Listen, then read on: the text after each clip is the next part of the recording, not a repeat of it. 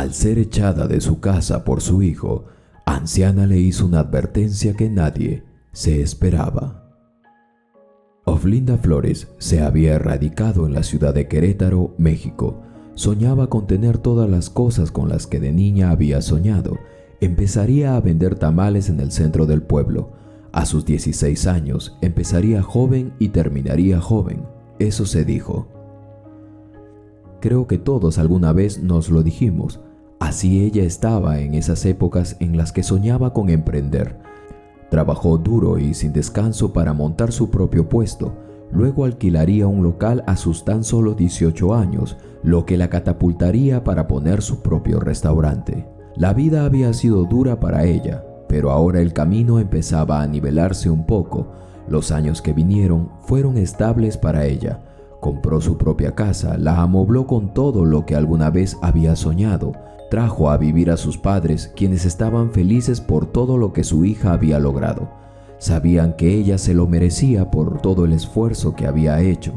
Todo le iba bien, sin embargo, una crisis en el país la pondría a prueba. Había logrado mucho y pensaba en ingresar en otro negocio, pero la crisis frenaría todos sus deseos. Rápidamente el país entró en recesión, por lo que se apresuró a guardar sus activos en una moneda extranjera. Sin embargo, antes de que pudiera transferir sus fondos, la moneda se había devaluado sin que ella pudiese hacer algo. En plena crisis, conoció a Rigoberto de la Guardia, un hombre de campo quien en plena crisis sobrevivía vendiendo directamente del campo. Le había atraído la forma de ser de Oflinda, quien iba de compras al campo para luego revender en el pueblo. Las tiendas casi no tenían productos y si los había, los precios estaban por las nubes. La situación había conducido no solo a ella, sino a muchos hacia los campos. Allí lo había conocido. Tras meses de ir y venir, Oflinda decidió revender los productos del campo. Este le ayudaría a sobrellevar el momento, se había dicho ella. El amor entre ambos surgió a sus 35 años, los dos.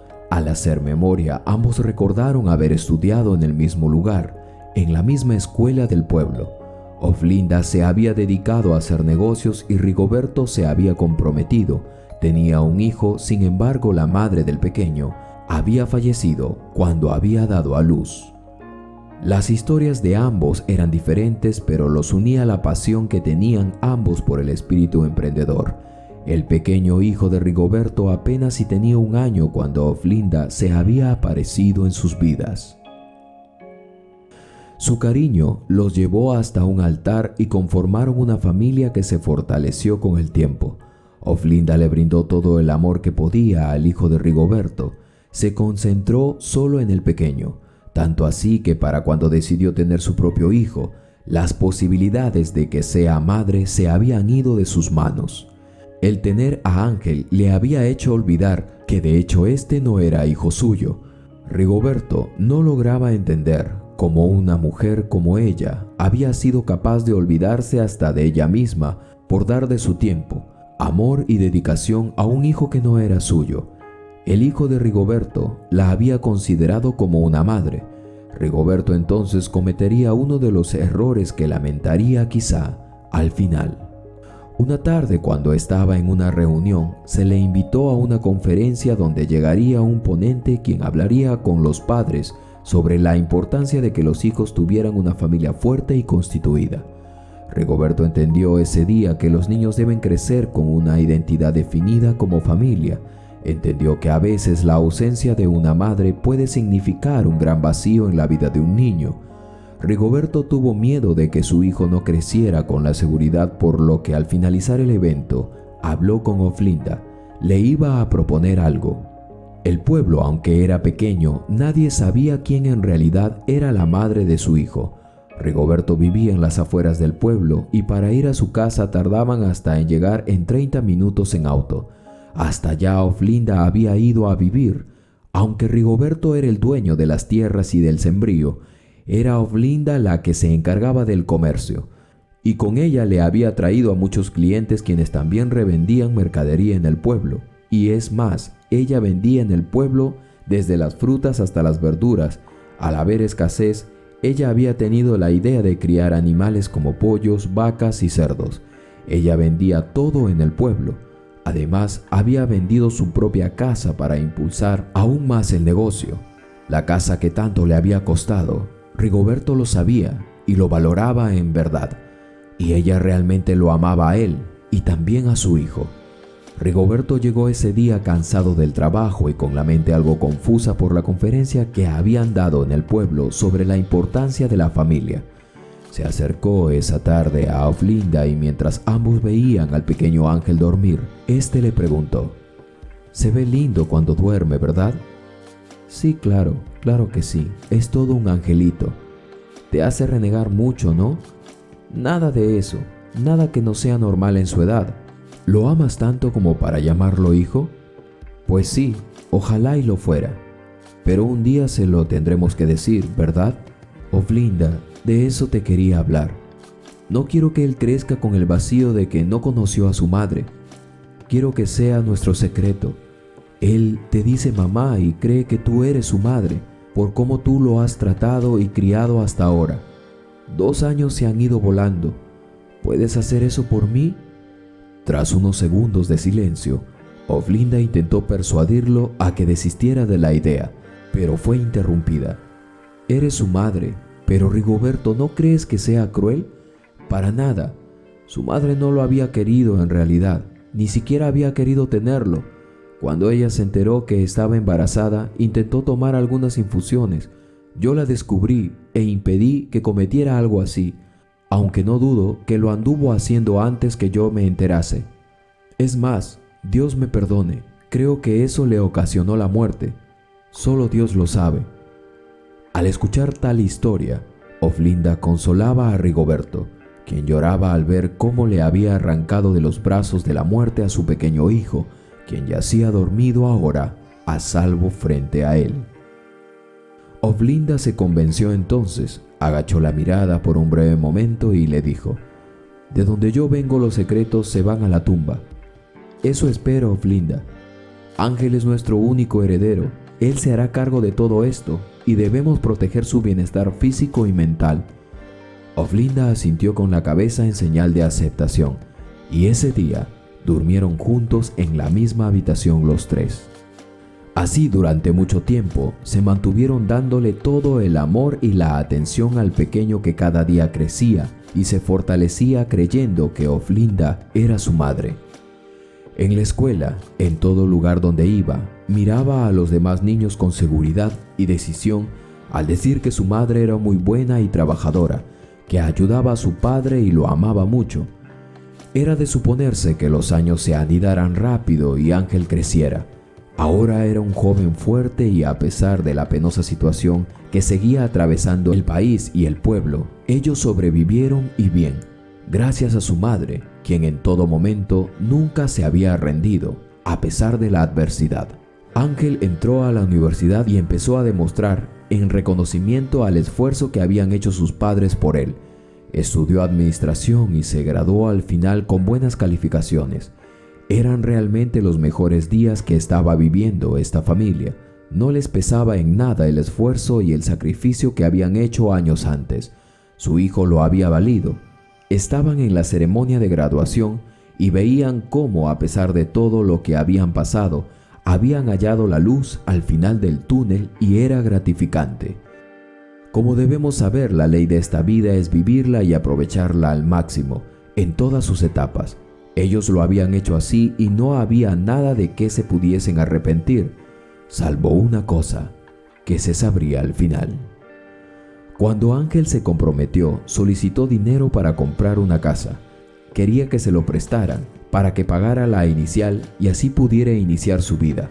Pero lo que no sabía era que sus padres habían hipotecado la casa suya para pagarle la universidad en ese momento, pagar la titulación que era muy cara y con el poco dinero que habían conseguido era muy valioso en esa época. Ángel tuvo un sentimiento de desconformidad al saber esto, por lo que decidió trabajar. En la despensa de sus padres empezó. Seguían con la misma metodología de proveer de carne y otros alimentos del campo. Ángel se perdió en el mundo de las ventas por más de 3 años. Sin embargo, algo en su semblante empezó a cambiar. Había dejado de ser el hombre fuerte y seguro. ¿Qué estaba pasando?, se preguntaba ahora Oflinda, quien observaba este cambio con gran preocupación. En ese tiempo nunca se había tomado el tiempo de averiguar quién era la novia que ahora tenía su hijo.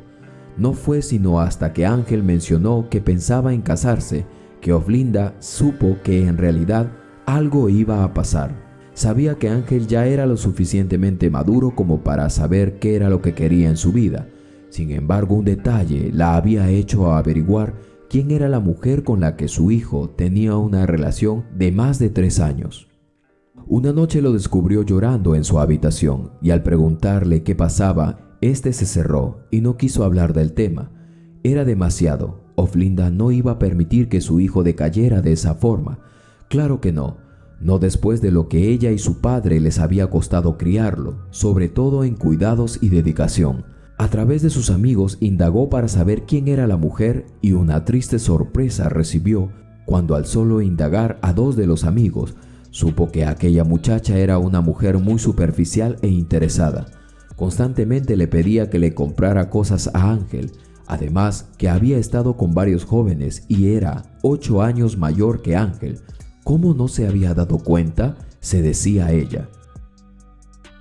Habló con Rigoberto y cuando estaba a punto de decirle lo que pasaba, este se desvaneció. Su corazón y su presión arterial le iban a jugar una mala pasada.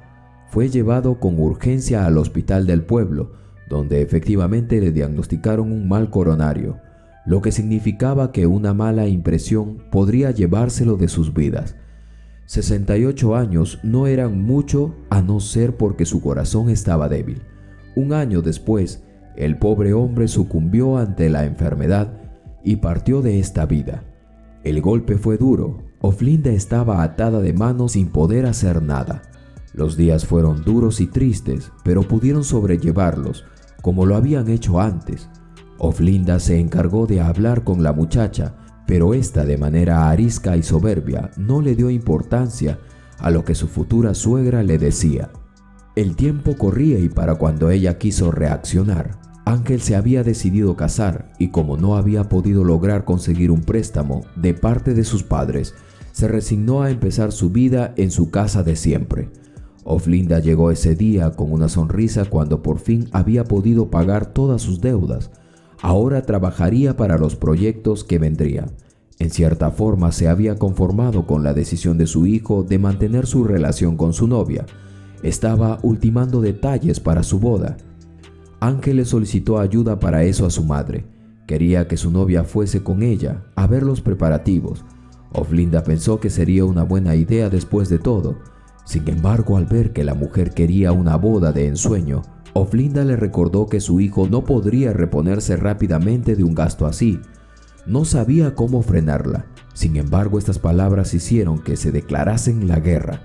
Al llegar a la casa, la mujer de su hijo se quejó de la idea que había tenido de que mandase a su madre con ella. La mujer se quejó hasta de la vestimenta de Oflinda, pues ésta solía usar ropa original de su tierra. Nunca nadie le había hecho sentir tan mal como aquella mujer con sus comentarios despectivos. Aquel joven primero se indignó, pero luego la mujer, para tapar lo que acababa de decir, le dijo: «Además me dijo que yo estaba pidiendo demasiado. ¿Puedes creerlo? ¿Crees que yo merezco una boda de ensueño?» «Claro que sí, mi amor», dijo Ángel intentando calmarla.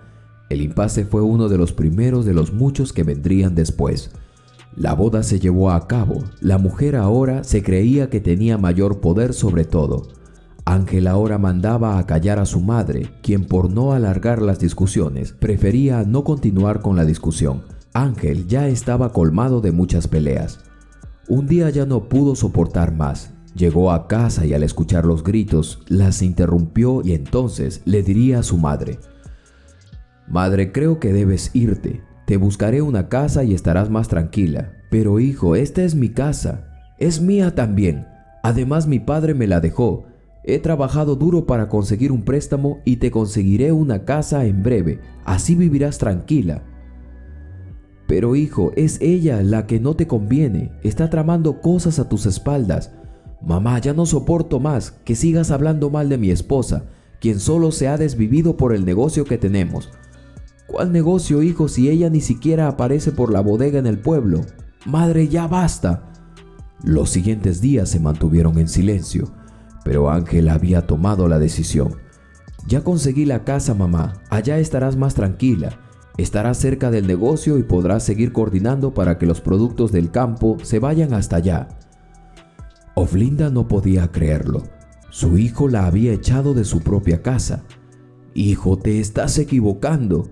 No soy yo la que debe salir de tu vida. Mamá, ya basta. No permitiré más esto. Oflinda se vio arrinconada.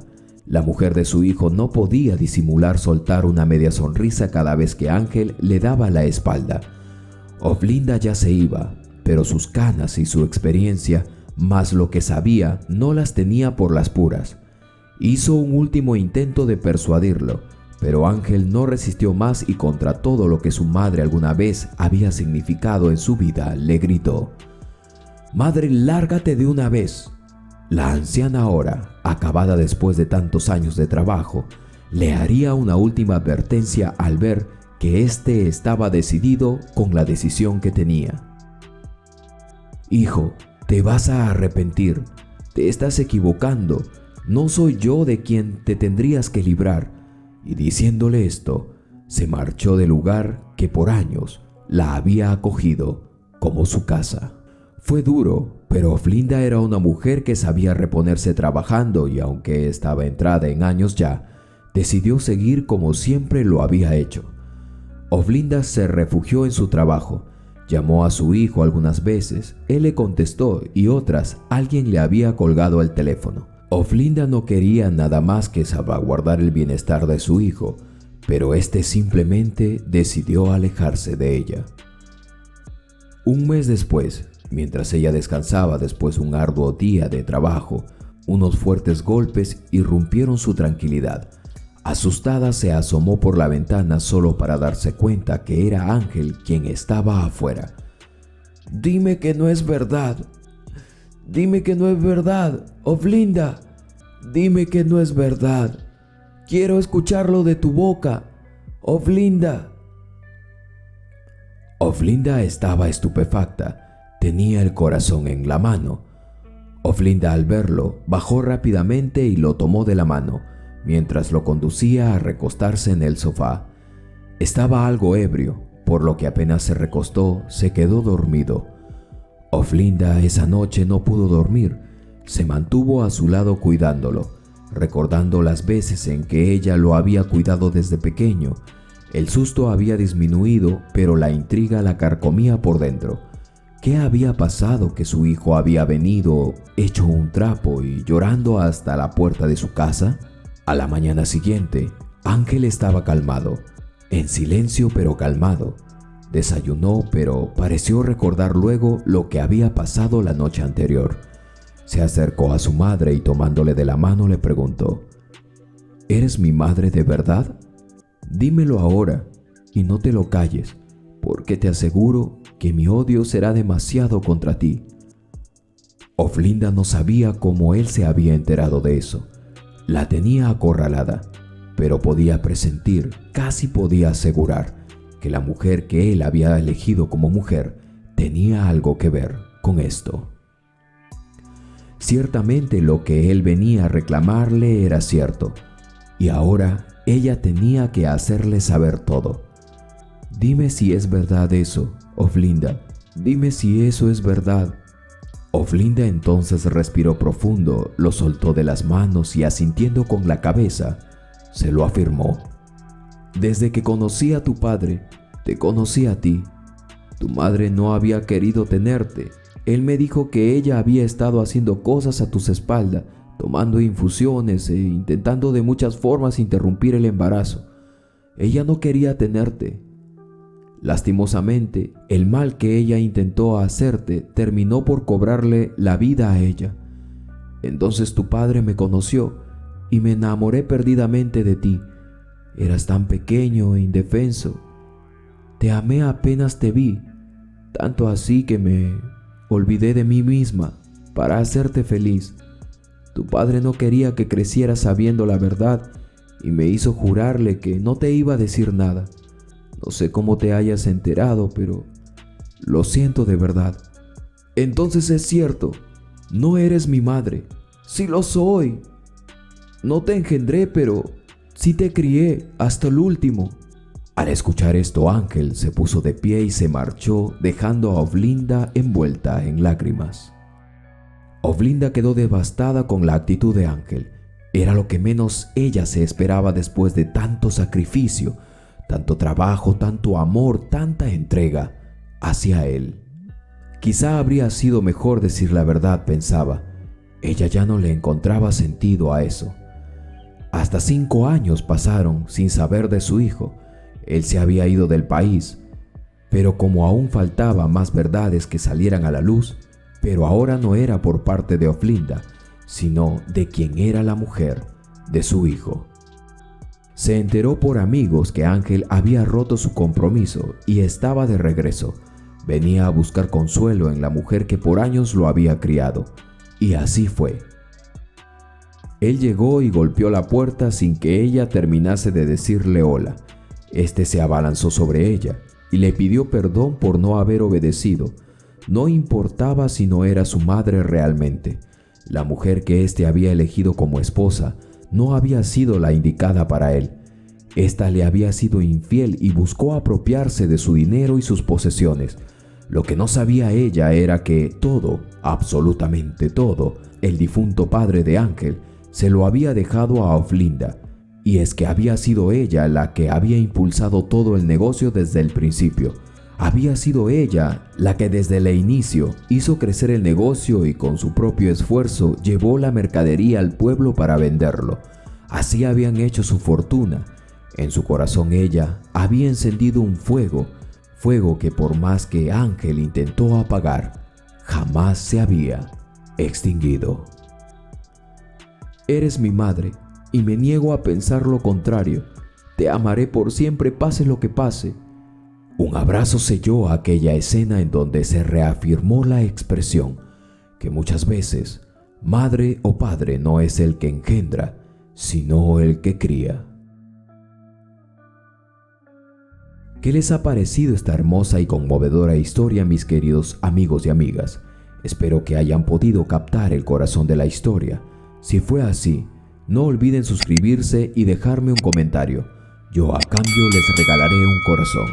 Soy su amigo Carlos Matthews y no se muevan, porque la siguiente historia ha de empezar así.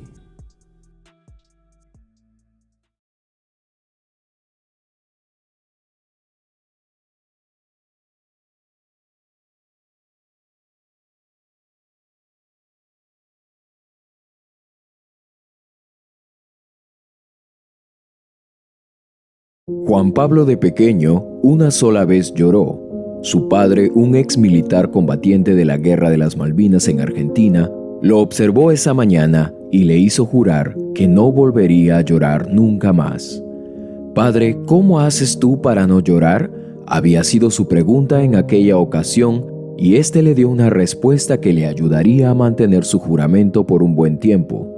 «Tienes que convertir tu corazón de carne en hierro, hijo». «¿Pero cómo hago eso?», preguntó Juan Pablo intrigado. «Bien», dijo su padre, «hay 2 clases de dolores en la vida, el físico y el espiritual.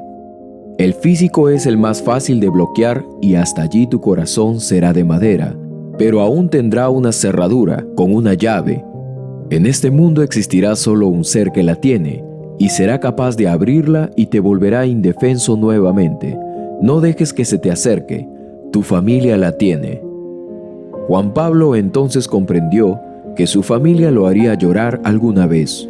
Pero si logras bloquear el espiritual, sabrás que tu corazón se ha convertido en hierro. Pero para esta puerta de hierro también hay una cerradura y por ende alguien tiene la llave. Solo no permitas que te vea, porque si lo hace, la abrirá y te pondrá vulnerable. Si la ves, aléjate y recuerda tu promesa. «Padre, ¿pero quién será?». «Eso no lo sé, hijo, debes estar alerta». «De acuerdo, padre, ¿cómo empiezo?». «Primero, deja de sentir, solo piensa y actúa». Así lo hizo y mientras fue un niño bloqueó mucho dolor físico y no volvió a derramar una lágrima, e incluso cuando sus padres murieron. Sabía entonces que su corazón aún era de madera, hasta que empezó a experimentar el dolor espiritual. En su mente resonaban las palabras de su padre diciéndole: si logras bloquear ese dolor, tu corazón llegará a ser de hierro y nada te dolerá. Al principio todo fue fácil, una tristeza de repente por juguetes, por permisos negados, palabras hirientes o por muchas cosas que debieron haberle afectado de no ser que su corazón se estaba convirtiendo en hierro, el más puro hierro que alguna vez había existido. El latido de su corazón ya casi era muy sólido y firme como un platillo de hierro, y así sonaba. Lo lograré, se decía, lo lograré. Así se mantuvo, jamás había llorado, hasta ese día.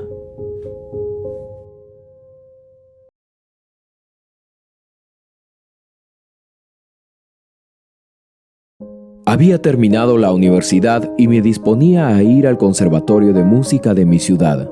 Durante mucho tiempo me había mantenido activo y atento a dar siempre lo mejor. Jamás busqué problemas con nadie y mi reputación era intachable como se lo había prometido a mi padre. Él y mamá pasaron sus últimos días en casa con mi hermano mayor y a mí me dejaron una bodega que ellos solían atender. Yo, muy lejos de llorar y lamentarme, recordaba la promesa que le había hecho a mi padre. Solo quería cumplir cada deseo que papá y mamá habían tenido conmigo. No había nada mejor que honrarlos siendo lo que ellos querían que sea. En mi clase de guitarra solo habíamos 6. Yo era el único hombre ese año. No le vi nada de malo. Me llevaba bien con ellas y siempre fui un hombre serio y respetuoso. Solía usar la cabellera larga para evitar concentrarme en el exterior. Creo que si alguna vez te gustó la música, la poesía o escribir, tener el cabello largo te aísla del mundo exterior y de las miradas intimidantes de muchos universitarios. Raras veces hacía preguntas a mis compañeras, siempre me las arreglaba para hacer el trabajo solo y siempre solía evaluar la posibilidad de no saber algo. Los años transcurrieron y un buen día olvidé mis apuntes. Nos habían dejado ensayando unos acordes que teníamos que exponer, personalmente o en pareja. Qué suerte o mala suerte tuve ese día. No llevé los míos. Miré el reloj y casi era hora. Recogí entonces mi cabello y después de tanto tiempo las observé detenidamente. Busqué a la más creída, de la que se solía escuchar que nadie le gustaba, nadie se le acercaba. Era una de la clase noble, se murmuraba, y había venido a parar a esta universidad para evitar que alguien se enamore de ella. Su padre se lo había prohibido y ya tenía 4 años así. Pensé que sería la mejor opción para mí. Yo quería estar solo. Las posibilidades que me sintiera atraído por ella eran casi nulas. Entonces me acerqué y le dije que no había traído mis apuntes. Ella no quiso, pero justo entró el maestro y le supliqué. Entonces accedió. Ese día, demasiado cerca, observábamos las notas musicales. Tan cerca fue que su respiración entró por mis fosas nasales, se mezcló con mi alma, invadió todos mis sentidos. Entonces una imagen llegó a mi mente. La vez en que papá me había ayudado a levantarme después de caer y raspar mis rodillas. «Prométeme que no volverás a llorar», me dijo. «Sí, padre», le contesté. Justo en ese instante sentí en mi corazón como las cáscaras de un maní. La cubierta de madera en mi corazón empezó a quebrarse. El mundo ahora giraba a mi alrededor. Mariela, como se llamaba, tocó mi cabeza para despertarme y desde ese momento había quedado vulnerable, pero yo aún no lo había notado.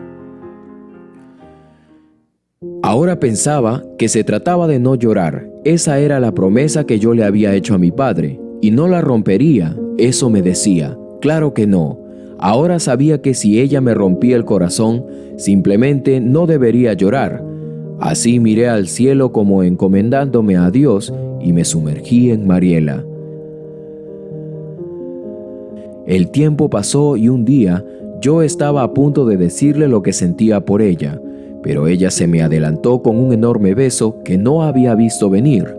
Otros pedazos de mi corazón caían sin que yo pudiera hacer nada. Contra viento y marea nos enamoramos. Yo solía mantener la cordura lo más que podía, pero a veces de noche soñaba con su compañía. Su padre, una noche, vino a rogarme que la deje, pero le dije que no podía hacerlo. La amaba y la quería conmigo cueste lo que cueste. Qué dolor sintió cuando supo que yo era un simple músico y que atendía en la bodega que mis padres me habían dejado como herencia. ¿De qué vivirán?, me decía en tono de burla, pero yo tenía la respuesta para eso: de la tienda de mi padre. Era lo único que tenía y una pensión que perdería si me casaba con Mariela, pues era para veteranos de alto rango, como lo había sido mi padre. Los años siguieron su curso. Tuvimos a nuestro primer hijo y un día su padre llegó con regalos. Yo jamás se lo había impedido. Siempre quise que viniera, pero él estaba dolido por la decisión que su hija había tomado. Yo terminé atendiendo la bodega y dando clases de guitarra y violín en el patio de nuestra casa que me había dejado mi padre como herencia. El día que nació mi hijo me emocioné y casi rompo la promesa que le había hecho a mi padre. Mariela y yo, aunque ya estábamos centrados en años, amábamos lo poco que teníamos. Amábamos la música, nuestra humilde casa con diseño colonial y nuestra bodega. La felicidad no tenía precio estando uno al lado del otro. Tuve hasta 3 operaciones en una de mis rodillas. Los meniscos no me duraron mucho. Yo vivía parado todo el tiempo y caminando. Esa había sido mi vida y no me quejaba. Cuando el país entró en crisis, los bodegueros nos hicimos ricos y eso nadie se lo esperaba. El que tenía la comida tenía oro y nosotros la teníamos. No salté de emoción, pero Mariela apretaba a nuestro hijo, quien se alistaba para ir a Buenos Aires a estudiar medicina en la Nacional. Así anduvimos embriagados de amor, bailando cada noche al cerrar la bodega, celebrando y recordando con chistes las veces en las que ella me había besado desprevenido, sus locuras en mis cumpleaños, los té de hierba incontables que me había preparado. Ni un argentino de verdad sabrá cuántas veces toma mate, eso es un sello personal, pero Mariela decidió contarlos. 3.600.000 con 2 había sido la cuenta hasta ese momento. Ella me decía que yo era un desabrido, que no tenía sentido del humor, pero ella me amaba. En mí había un amor silencioso que distaba mucho del romanticismo y el escándalo. La amaba y ella lo sabía. Pondría mi vida por la de ella si eso fuera posible o si eso fuera necesario. Ella era mi compañera. Una noche me senté frente a la sala principal donde se hallaba un cuadro. Éramos papá y yo, los hombres de verdad, decía en la parte de abajo de aquel cuadro. Mi madre lo había escrito con un lápiz de carbón, pero papá había agregado en son de broma la palabra "no lloran", y mamá intentó escribir algo más, pero casi no era legible. Era algo sobre el amor.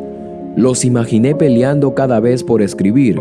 Se hacían cosquillas entre ellos, por eso no se entendía lo que ella había escrito al último, y yo no me di el trabajo de descifrarlo. Hasta ese momento. Yo sentía que había cumplido mi promesa en cierta forma, pues a mis 87 años sentía que nada ya me podría pasar, nada me podría hacer llorar, y estaba a punto de decirle a mi padre que lo había logrado. Su memoria se había mantenido intacta en mí. Mi respiración era cada vez más pesada. En un mes mi hijo llegaría con su familia para hacernos compañía. Mariela, el amor de mi vida, había caído enferma. Y últimamente había atendido yo solo la bodega. Las clientas preguntaban por ella y yo les contestaba alentadoramente que en unos días estaría con nosotros nuevamente, aunque no sabía si eso pasaría. Y lo que pasaba era que ella era la que conocía a todas las amas de casa que venían a comprar. Sabía elegir los vegetales, los enamoraba con el precio y al final terminaban comprando más de lo que habían pensado. «Lléveles estas facturas para el Santi», decía. «Lleve estas manzanas para don Marce». No había ya esa voz ni esa risa que envolvía la bodega de papá. Cerré mis ojos para ver si alguna cáscara más caía de mi corazón, y ya no había más. Estaba expuesto y ya nada me importaba. Me quité el delantal y después de 130 años, la bodega de mis padres cerró. Tenía que estar con ella y nada valía más que eso para mí. En ese momento supe que lo que había dicho mi padre había sido cierto. Solo un ser existe en la tierra y tiene la llave para entrar en tu corazón y exponerlo de tal forma que hasta los más duros caerán de rodillas y sacarán hasta la última lágrima que hay en las glándulas lagrimales. La noche había sido tibia, la primavera venía en camino. Quería que ella despertara y escuchara el cántico de los pájaros que llegaban a nuestro jardín. Me acerqué lentamente para sentir aquella respiración que se había metido en mi ser cuando yo apenas había sido un muchacho. Entonces la sentí, me dio su último aliento, conectó conmigo como la primera vez y se fue. En ese momento supe que parte de mí se había ido también, una fuerza más allá de lo que podría soportar. Había enviado información a mis ojos y después de 90 años lloré como el niño de aquella vez, pero esta vez mis rodillas no estaban lastimadas. Eso lo pude haber bloqueado. Era mi corazón, era mi alma, y sobre ellos no tuve poder. Ahora gritaba buscando consuelo. Pasé por la sala y vi la foto de papá y yo. Sentí que estaría decepcionado. No pude hacerlo, padre. La amo mucho, le dije. Perdón, padre, perdón. Entonces, como un susurro llegó a mis oídos. Me acerqué al cuadro, entonces leí bien. Lo último que mamá había intentado escribir, pero no había podido por las cosquillas de papá. Los verdaderos hombres no lloran. Entonces moví el cuadro y seguido pude leer: si es que no aman. Ahora tenía sentido. Un hombre puede ponerse las metas más altas en la vida, pero alguien llega y si tiene la llave se convierte en todo. Al final de todo, hasta los corazones de hierro tienen lágrimas para dar.